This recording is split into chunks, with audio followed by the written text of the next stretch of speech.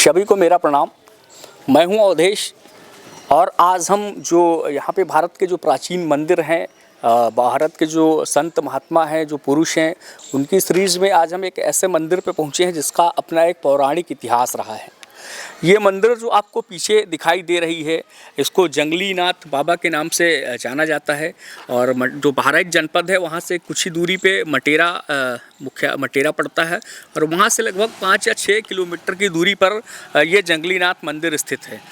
प्राचीन समय में इस क्षेत्र को सिंदूरी शहर के नाम से या सिंदूरी नगर के नाम से इसको जाना जाता था। कतरनिया घाट जो वाइल्ड लाइफ सेंचुरी है, मैंने आपको बताया था कि पौराणिक समय में गंधर्व अभ्यारण्य के नाम से उसको जाना जाता था। ठीक इसी तरीके से इसको सिंदूरी नगर के नाम से या सिंदूरी शहर के नाम से जाना जाता था। ये चारों तरफ से जंगलों के बीच में घिरा हुआ था। चूँकि जंगल धीरे धीरे समाप्त होते चले गए और अभी आपको जंगल दिखाई नहीं देगा, लेकिन उस समय ये जंगल था। और ऐसा माना जाता है कि लगभग 5500 वर्ष पूर्व इस मंदिर को जो है यहाँ पे स्थापित किया गया था। 5500 वर्ष पुरानी ये मंदिर है, लगभग 5000 वर्ष आप कह सकते हैं पुरानी मंदिर है। और ऐसा माना जाता है कि जो भगवान शिव है, जो भगवान शिव है, वो यहाँ पे स्वयं से प्रकट हुए हैं। और चूँकि एक मान्यता ये भी है कि जो भगवान शिव और पार्वती जो है एक साथ में आपको या तो मल्लिकार्जुन में मिलेंगे या फिर यहाँ जंगली नाथ बाबा में आपको देखने को मिलेंगे। मैं हमेशा से कहता हूँ कि भारत का अपना एक गौरवशाली इतिहास रहा है। भारत पूरे विश्व के आध्यात्मिक चेतना का केंद्र रहा है या आध्यात्मिक केंद्र रहा है। भारत ने हमेशा से पूरे विश्व का मार्गदर्शन किया है, चाहे वो आध्यात्म के क्षेत्र में हो या किसी भी क्षेत्र में हो। भारत हमेशा से सिरमौर रहा है। लगातार जो है यहाँ पे तमाम सारे साधु संतों ने, महात्माओं ने समय समय पर जन्म लिया है और इस धरा को जो है पूर्ण बनाने का कार्य किया है। और यहाँ जो परंपरा है, यहाँ की जो संस्कृति है, यहाँ की सभ्यता जो है, यहाँ की आध्यात्मिक जो चेतना है, उसको पूरे विश्व में पहुँचाने का कार्य किया है।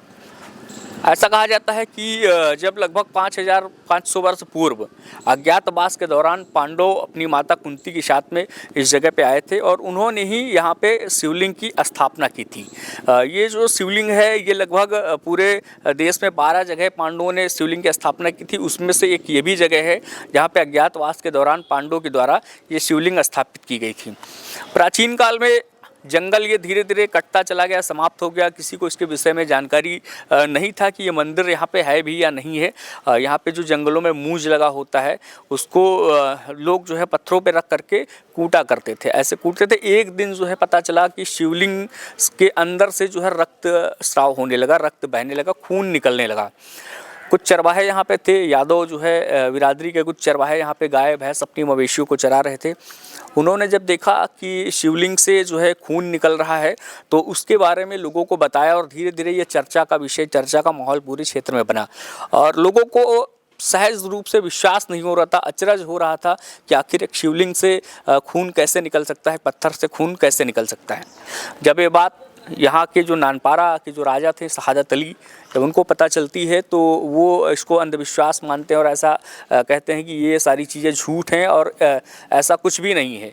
तो वो क्या है जो है लगभग 21 हाथी भेजते हैं उस शिवलिंग को निकालने के लिए या उस शिवलिंग को नष्ट करने के लिए। लगभग 21 हाथियों को भेजा जाता है।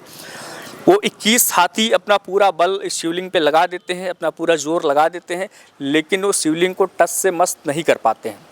जब राजा शहादत को लगता है कि 21 हाथियों का बल भी इस शिवलिंग को निकालने में नाकामयाब रहेगा, तो राजा वहीं पे जो है अपना जो है आत्मसमर्पण कर देते हैं और वो ये मान लेते हैं कि ये ऐसी कोई मामूली पत्थर नहीं है, ये दिव्य चेतना है, ये कोई ईश्वरीय शक्ति इसके अंदर है। तभी इस तरीके से ये जो है इतना ज़्यादा इसके अंदर जो है चेतना है, इतनी ज़्यादा जो है इसके अंदर ताकत है कि वो 21 हाथियों के बल को भी कमज़ोर कर दे रहा है। तो भारत में इस तरीके के तमाम आपको मंदिर देखने को मिलेंगे। जो मंदिरों की श्रृंखला है, जो सीरीज़ है, उसमें हम आज जंगली नाथ मंदिर में हैं। और जब राजा शहादत अली ने देखा कि 21 हाथियों का बल भी कम पड़ जा रहा है, तो उन्होंने आस्था के सामने अपना सिर झुका लिया, नतमस्तक हो गए। और बाद में इस मंदिर को धीरे धीरे इसका जीर्णोद्धार हुआ है। और ऐसा सावन के महीने में यहाँ पे एक मेला लगता है, बड़ा सा मेला लगता है। कजरी तीज के दौरान मेला लगता है। लोग अपने आराध्य को, अपने शिव को, महादेव को जलाभिषेक करने के लिए लाखों की संख्या में लोग यहाँ पे पहुँचते हैं। मंदिर बहुत ही पौराणिक है। हम आपको दिखाएंगे वो मंदिर और वो शिवलिंग भी आपको दर्शन करवाएंगे। जिस शिवलिंग से रक्त निकल रहा था उसके बारे में हम दर्शन करवाएंगे। और यहाँ पे जो यहाँ के जो संत हैं, जो बाबा जी हैं, उनसे हम जानने का प्रयास करेंगे इस मंदिर का प्राचीन या पौराणिक इतिहास क्या रहा है। आइए चलते हैं, पहले उस शिवलिंग को हम देखते हैं और इसके बाद में दिखाने का प्रयास करते हैं कि यहाँ का पौराणिक इतिहास क्या है, प्राचीन इतिहास क्या रहा है।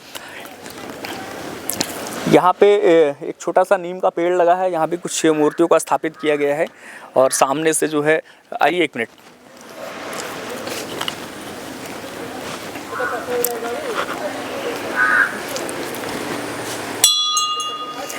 भगवान शिव के सामने नंदी जो है स्थापित हैं। और ऐसा हमारे हिंदू धर्म, सनातन धर्म में माना जाता है कि शिव की मंदिर जहाँ होती है उसके सामने नंदी की स्थापना की जाती है। उसका भी एक अलग जो है महत्व है। हम उस मंदिर शिवलिंग को देखेंगे, इसके बाद यहाँ जो संत हैं, महंत हैं, उनसे जानने का प्रयास करेंगे इस मंदिर का इतिहास क्या है। बाबा वो शिवलिंग दिखाइए जो है, जो कहते हैं जिनमें रक्त निकल रहा था, वो कौन सी शिवलिंग है?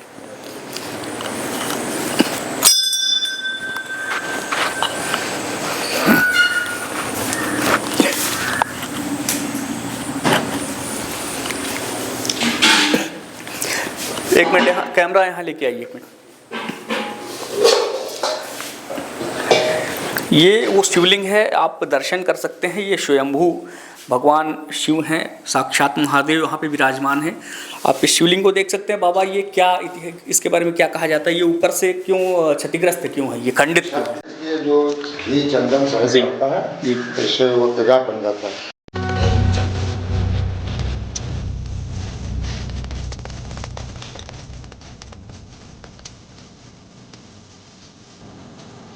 बनी थी जी, तो इसका क्या इतिहास है? हमारे पूर्वज जी बता रहे थे ये मंदिर पांडवकालीन है। लेकिन पूर्वज लोग ये भी बता रहे थे कि जब पुनः ये सिंदूरी शहर था, शहर महट हुआ, सब यहाँ जंगल हो गया, वीराना हो गया, उसके बाद में जब फिर ये बसा है, तब जब यहाँ आसपास बसगित हुआ तो कुछ लोग, अहिर लोग, अपना गाय भैंस चराते थे और बनकस से अपना बाधी कूटते थे और बढ़ते थे। जब किसी दिन किसी ने बनकस कूटा तो मूर्ति से खून निकला। अच्छा। और जब मूर्ति से खून निकला तो वो लोग भाग के अपने अपने घर गए। और जब घर गए, जब उन लोगों ने बताया कि वहाँ एक पत्थर पर हम लोग बनकस कूट रहे थे तो उसमें से खून निकला है, तो वो लोग दौड़ के आए और मंदिर में देखे तो मूर्ति पर हकीकत में खून बह रहा था। तब यहाँ मंदिर का निर्माण, सब भक्त लोग आकर के सोचे कि यहाँ जंगली बाबा के नाम से मंदिर बना दिया जाए। उसी समय की बात है, हमें थोड़ा इतना पता नहीं है, लेकिन ननपारा राजा शहादत अली की कोठी अभी भी बनी हुई है। अच्छा। इन्हीं के खानदान के लोगों ने यहाँ मंदिर बनने से रोका भी था कि यहाँ ये हिंदू लोग जो है अपना नाजायज कब्जा कर रहे हैं, अवैध काम कर रहे हैं, और उन्होंने रोका, उसको खुदवाया भी। ये हमारे पिताजी बता रहे थे, खुदवाया और हाथी में बांध कर निकालने की भी कोशिश की, लेकिन शिवलिंग वो निकाल ना सके। अच्छा, हाथी से वो शिवलिंग निकालने आए? जी, जंजीर में बांध कर हाथी से बांधे और फिर खींचे, तो हाथी का ताकत कितना है भैया क्या पता है, लेकिन फिर भी शिवलिंग नहीं निकाल पाए और पुनः छोड़ दिए। तब हिंदुओं को आदेश किया गया कि यहाँ मंदिर का तुम लोग निर्माण करो भाई, ये शक्तिपीठ ही है। तो शक्तिपीठ का मंदिर हुआ। मंदिर के बाद में आज तक हमारे ही कुल खानदान के लोग पूजा प्रतिष्ठा करते हुए चले आ रहे हैं। दिखाई दे रहा है। हाँ, तो ऐसे में जंगली नाथ नाम क्यों पड़ा इसके पीछे? ये सब हमारे सामने जहाँ इस समय बैठे हुए हो, जहाँ से फोटो ले रहे हो, यहाँ दिन में कोई पेशाब करने नहीं आता था। अच्छा। ये हमारे जान में फटारा सांप यहाँ घूमते थे, बिच्छू आज भी घूमते हैं, तो यहाँ कोई पेशाब नहीं करने आता था। ये तो आप बहुत सफाया हो गया जंगल का। और यहाँ से लगभग 4 किलोमीटर होगा एक बौरी समय जंगल है, उसमें बौरी समय माता का भी स्थान है। अच्छा। वहाँ तो खाली एक नीम का वृक्ष लगा था हमारे जान में, और आज वहाँ भी विकास हो गया है, एक छत पड़ गया है, मंदिर का निर्माण हो गया है, दुर्गा जी की प्रतिमा भी आ गई है और पूजा पाठ हो रहा है। और जंगल में तो कोई दम नहीं है, सब कट पीट के सब भेज खा गए सब दुनिया वाले। जो शिव और पार्वती, ऐसा कहा जाता है कि उज्जैन में है और इसके बाद में मल्लिकार्जुन में जी, या फिर यहाँ पे जंगली नाथ में जी। तो इसमें क्या, कितनी सच्चाई आपको क्या लगता है? हमें तो बहुत सच्चाई लगती है। हमारे यहाँ हमारे जीवन काल में लोग अपनी जीव मन्नत मानते थे और काट कर चढ़ा देते थे। ये हमारे आंखों देखी हाल है, जीव काट कर चढ़ा देते थे और पुनः 24 घंटे में उनकी जीव पूरी हो जाती थी। तो ये सत्य नहीं है तो कैसे पूरी हो जाती थी? और कोई चमत्कार जो आपने जीवन में भी हमने अपने जीवन में क्या चमत्कार देखा, आज तक सन 17 अक्टूबर 2013 से मैं मंदिर से बिल्कुल अलग हो गया हूँ। अगर सत्य ना होता, चमत्कार ना होता, हमने बहुत चमत्कार देखे और बैठे बैठे खा रहा हूँ। ना कोई हमें तनख्वाह देता है, ना कोई वेतन देता है, ना हम कहीं मांगने जाते हैं। पूरा ऑल टोटल खर्चा हमको भोलेनाथ ही दे रहे हैं, चाहे माता पिता की आशीर्वाद हो, चाहे हमारे गुरु जी की कृपा हो और चाहे भोलेनाथ का ये चमत्कार हो। तो आपको घर बैठे सारी चीज़ें मिल रही हैं जी, तो ये तो चमत्कारिक चीज़ है, हाँ। चमत्कार ही है। हाँ। जुड़े रहिए हमारे साथ में इस तरीके की और ऐतिहासिक जो प्राचीन धरोहर हैं उनको देखने के लिए, संत महात्मा और बाबाओं के बारे में जानने के लिए जो है आप हमारे साथ जुड़े रहिए। मिलते हैं आपसे अगली वीडियो में एक अगले कंटेंट के साथ में। तब तक के लिए नमस्कार, जय हिंद, वंदे मातरम।